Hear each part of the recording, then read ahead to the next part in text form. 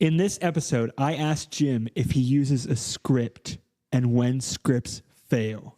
He says yes and no in the same episode.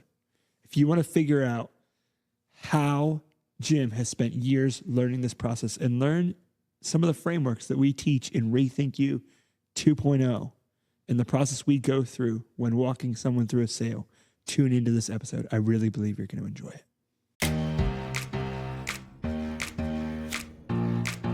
How you can be the greatest salesperson on the planet. Welcome to the Rethink Sales Show. My name is Derek Kelly. I am joined by Jim Shorkey. Thanks for having me. Thanks for having me. Yeah. Something we talk a lot about is the power of strong voicemails, the power of strong phone calls, right? Preparing beforehand what you want to say. So are there power in sales scripts, and when do they let you down?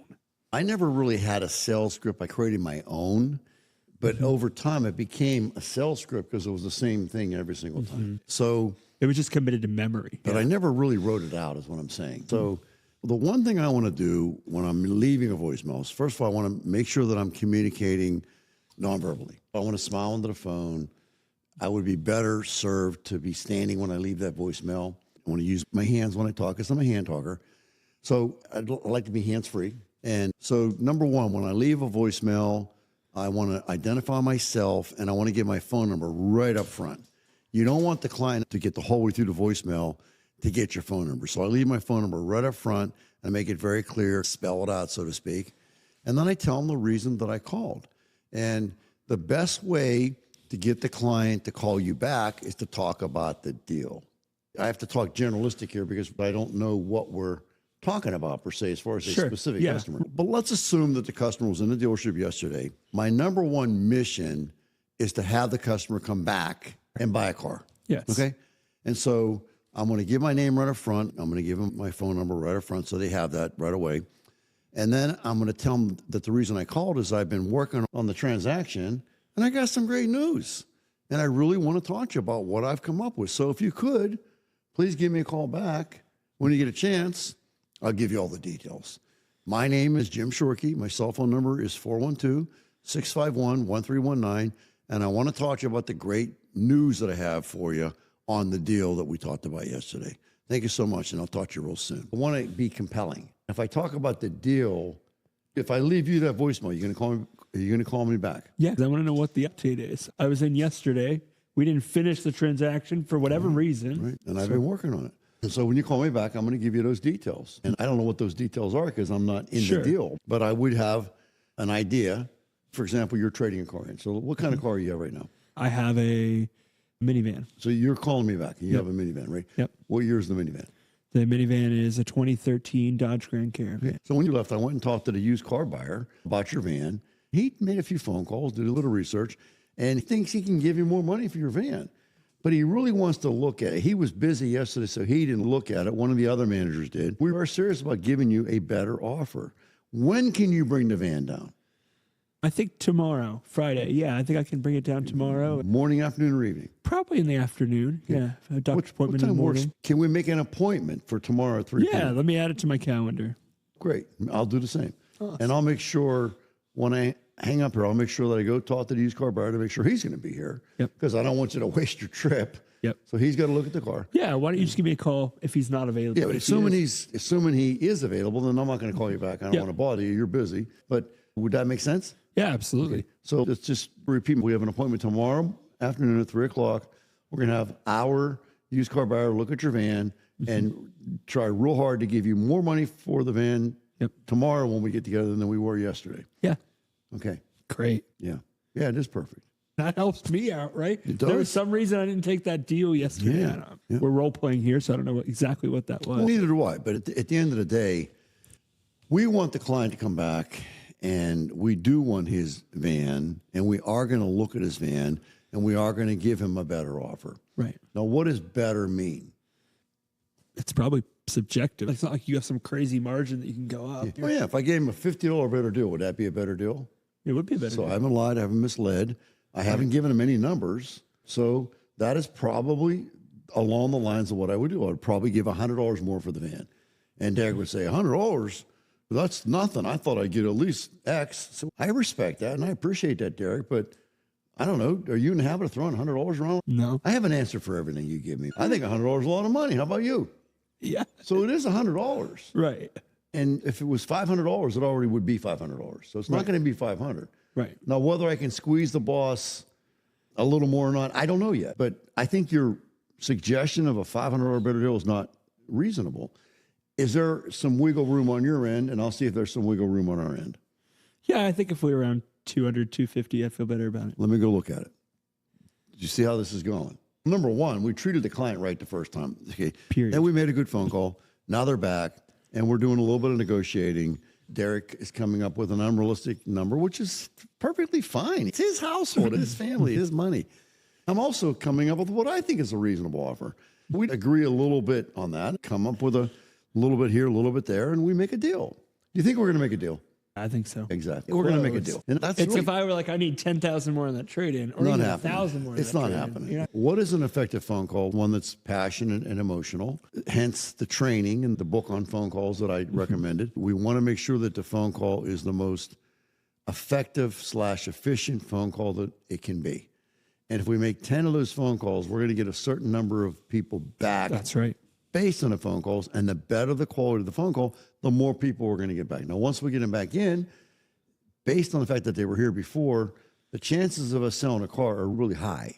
So the idea would be to make the most effective phone calls we can, get as many people back as we possibly can, and then we're going to close a certain number of those transactions. Are we going to close them all? No, we're not. We're just not. It doesn't work that way. It's a mathematical thing. It's just not realistic. Are they going to try to do that? Yes, they are. But to bank on it, it's just not realistic. So if you think you're going to get them all, you're not. You're not going to get them all.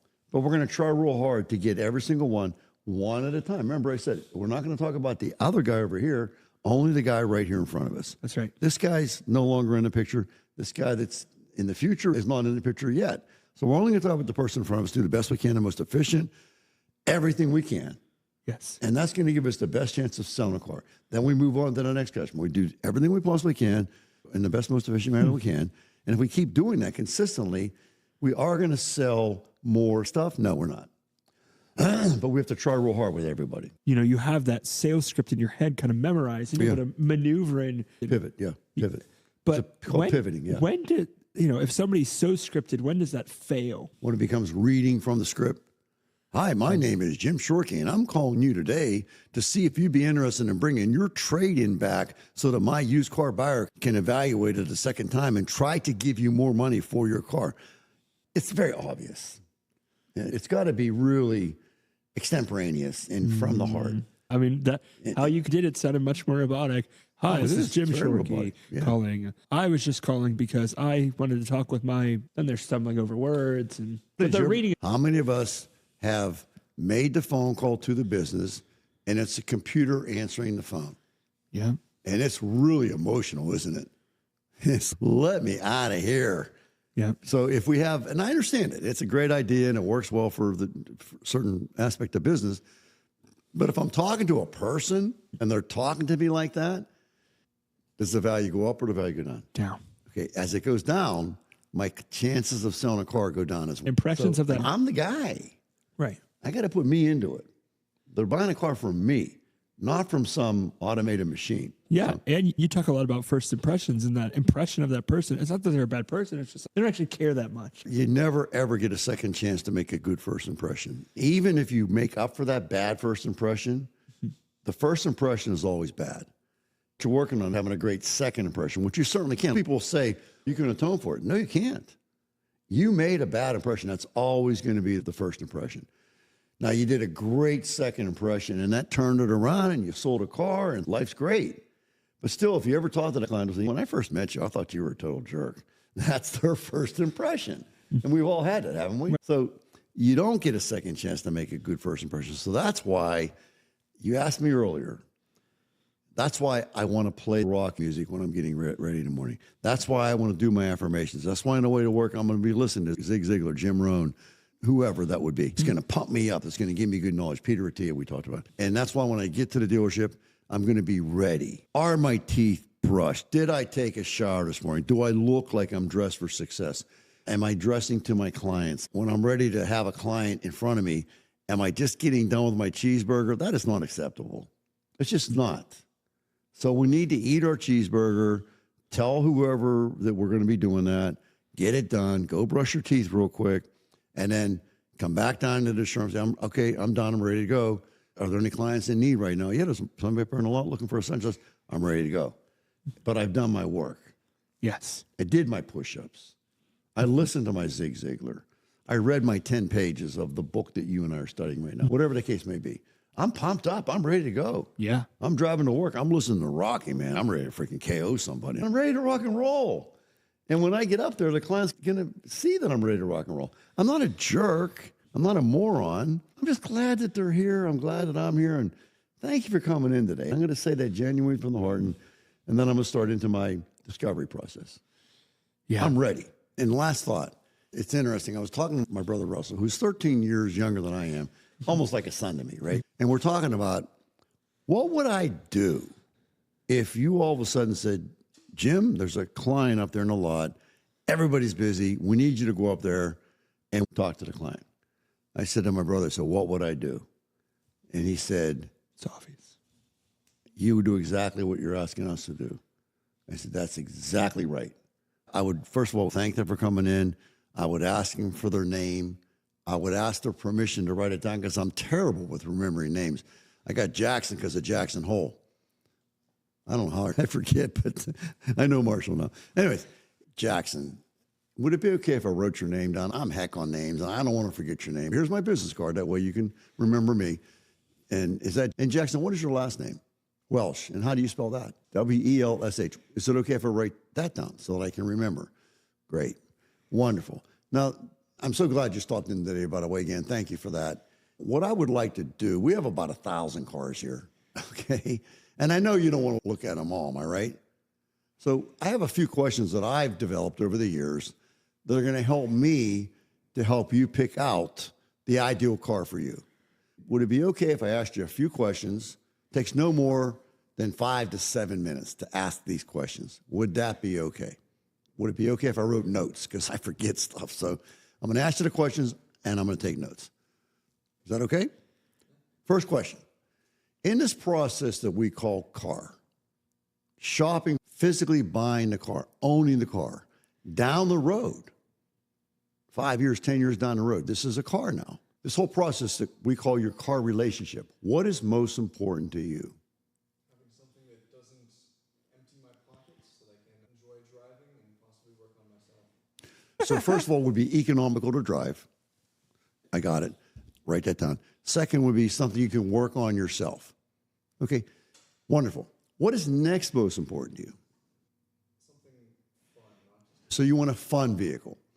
Okay, wonderful. What is next most important to you? maybe 4 seats, something that I could put a family in. 4 seats, okay. So we're going to stop there. You mentioned something that is not going to make you go broke in terms of the ability to drive it. Beyond the obvious, why is that so important to you? I need to save for the future if we're still focusing on the money part. Just spend my funds wisely. Okay, excuse me if you don't mind me asking. Just myself thinking about the future. You said we, though. You didn't say me, you said we. Is there more than one person? About a future self. Oh, I got you. Okay, so just really trying to keep an eye on the dollars and whatnot, which is wonderful. That's a great answer. Thank you. And you mentioned something that you could work on yourself. Beyond the obvious, why is that so important to you? I enjoy working on it myself. I think it's part of the car relationship. Now I'm going to stop here. But do you see how we've moved from logic to emotion? And when I got you to say, I enjoy working on it myself, you went to another level. So I've got that written down, and I've got the why written down. And I will go through the same thing with the 4 seats, and I don't want to take up too much time on the podcast, but you can see where I'm going. And when I get this done, these questions answered, now I'm going to script my presentation around your list here. And I'm going to go A to Z and knock your socks off because I'm going to go right to where you want to go. Does that make sense? Yeah. We're going to pound this 4 seats. What's that all about? You're going to tell me. And it's going to be great. And it's going to be emotional. And if I can get you into the emotion of it, then I can sell to that emotion versus the logic. That make sense? Do you see where I just went there? I took you somewhere you didn't think I was going to take you. Pardon? I did. I know I did. I know what I'm doing. And I got you on emotion just with that one little thing. And it's not a little thing because it's important to you, but there's more in there, isn't there?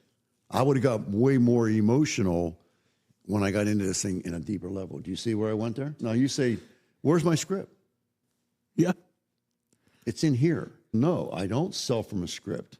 But yes, I do sell from a script. I just know the script so well that it's coming out of my liver right now. I sweat it and I bleed it. I know it so well. I can do this in my sleep because I've practiced it and read it and wrote it down. And I know that when I call Jackson back tomorrow, I'm going to say, hello, is Jackson there? And Jackson's going to say, hey, this is Jackson. Hey, Jackson, this is Jim Shorkey calling. Did I interrupt anything important? Thank you so much for taking my call. I just wanted to call and thank you for stopping in yesterday. I really enjoyed our visit. Hope you had a good time as well. And I wanted to ask you just one more question. Would that be okay? What can I do to sell you a car today? No answer. Isn't that a good question? Jackson says, you know what, if you could just get me that remote control mirror, if you could just get me that whatever, he's going to say something, or maybe not. But why not ask the question? So often we don't even ask the question. So often we don't even make the phone call. And just make the phone call, do it the right way, and ask the right questions. And the sales will go up. Yeah.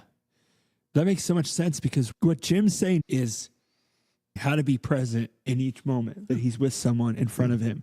He's trained and trained. So yes, he has some script and a process, which we talked about in quite a few previous episodes, but he's committed this to memory. As you do sales more and more, like I have a script too. I wouldn't say I have it written down and know exactly what it is, but I know when someone calls my marketing team to work with us, then we want to lead them down a certain pathway, not because we're trying to make them buy X, Y, or Z, but because we think that if we can have a conversation, we're going to discover what's best for them.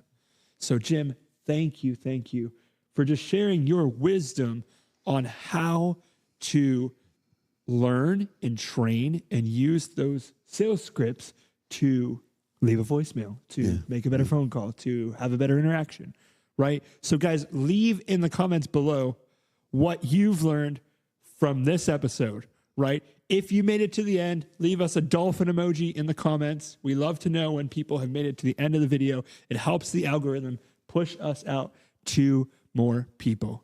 Thank you, Jim. Good stuff. Thank you, guys. We'll see you in the next episode.